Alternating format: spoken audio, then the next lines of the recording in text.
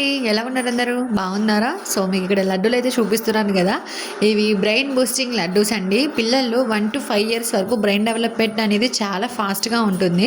So వాళ్ళకి ఈ టైంలో మనం కూడా కొంచెం సపోర్ట్గా ఉంటే వాళ్ళ బ్రెయిన్ డెవలప్మెంట్ అయినా వాళ్ళకి కొంచెం యాక్టివిటీస్ అయినా చేపిస్తూ ఉంటే వాళ్ళ గ్రోత్ అనేది చాలా బాగుంటుంది అనమాట. సో మనం బయట ఇచ్చే స్నాక్స్ కాకుండా ఇలా ఇంట్లోగా చేసి పెడతా ఉంటే హెల్తీగా ఉంటారు. సో అందుకని ఒకసారి ఈ లడ్డూ ట్రై చేయండి. ట్రై చేసి ఎలా కుదిరిందో కామెంట్ చేయడం మాత్రం మర్చిపోకండి. దానికోసం అయితే ఫస్ట్ ఒక కప్పు బాదం అయితే తీసుకుని నీట్గా ఫ్రై అయితే చేసుకోనండి. నెక్స్ట్ మళ్ళీ సేమ్ కప్పుతోటి పల్లీలు అయితే తీసుకుని పల్లీలు కూడా నీట్గా ఫ్రై అయితే చేసుకున్నాను. చక్కగా ఫ్రై చేసుకున్న తర్వాత అన్ని ఒక ప్లేట్లోకి అయితే తీసుకుందామని నెక్స్ట్ మళ్ళీ అదే ప్యాన్లోకి అదే కప్పుతోటి హాఫ్ మకానా అలాగే హాఫ్ జీడిపప్పు రెండు తీసుకొని మిక్స్ చేసుకుని అయితే ఫ్రై చేసుకుంటున్నాను.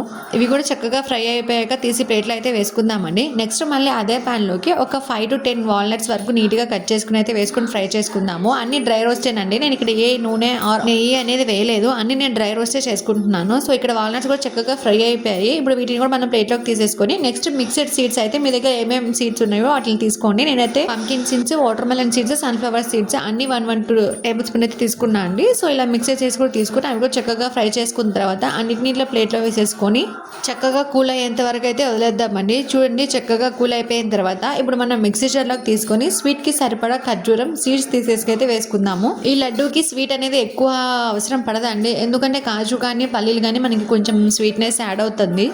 అందుకని నేను కొంచెం ఖర్జూరం వేసుకున్నాను. అలాగే ఫ్లేవర్ కోసం ఇలాచి ఒక 1 to 2 టేబుల్ స్పూన్ వరకు గీ వేసుకుని ఫస్ట్ మిక్సీ అయితే వేసుకున్నా అండి. తర్వాత ఒక హాఫ్ పోర్షన్ వరకు తీసి పక్కన అయితే పెట్టుకున్నా అండి. నెక్స్ట్ స్టార్టింగ్ లో నేను 1 టేబుల్ స్పూన్ ఫ్లాక్స్ సీడ్ అయితే ఫ్రై చేసుకుని మిక్సీ పట్టి వాటిని అయితే ఒక 5 minutes వరకు నానపెట్టుకున్నా అండి. ఇప్పుడు ఆ ఫ్లాక్స్ సీడ్ జెల్ని కూడా వేసుకొని మిక్సీ అయితే పట్టుకున్నాను అనమాట. ఎందుకు ఇలా సపరేట్ చేశానంటే ఫ్లాక్స్ సీడ్ జెల్ వేసినవి ఒక 1 week కంటే ఎక్కువ స్టోర్ ఉండవండి. సో మీరు ఎక్కువ స్టోర్ చేసుకోవాలనుకుంటే అవిసె గింజలు పొడి లేకుండా చేసుకోవచ్చు.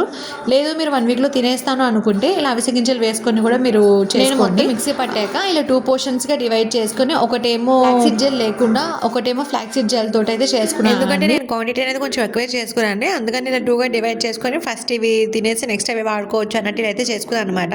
సో మీరు కూడా ఇలా చేసి పెట్టండి, చాలా హెల్తీగా ఉంటుంది. ఇందుకే అనిపించింది మీకు ఈ రెసిపీ నచ్చిందా? నచ్చితే ఒక లైక్ ఇవ్వండి. అలాగే మరిన్ని ఇలాంటి హెల్తీ రెసిపీస్ కోసం అలాగే బేబీ రెసిపీస్ కోసం నా ఛానల్ని సబ్స్క్రైబ్ చేసుకోండి. Thank you for watching. Bye.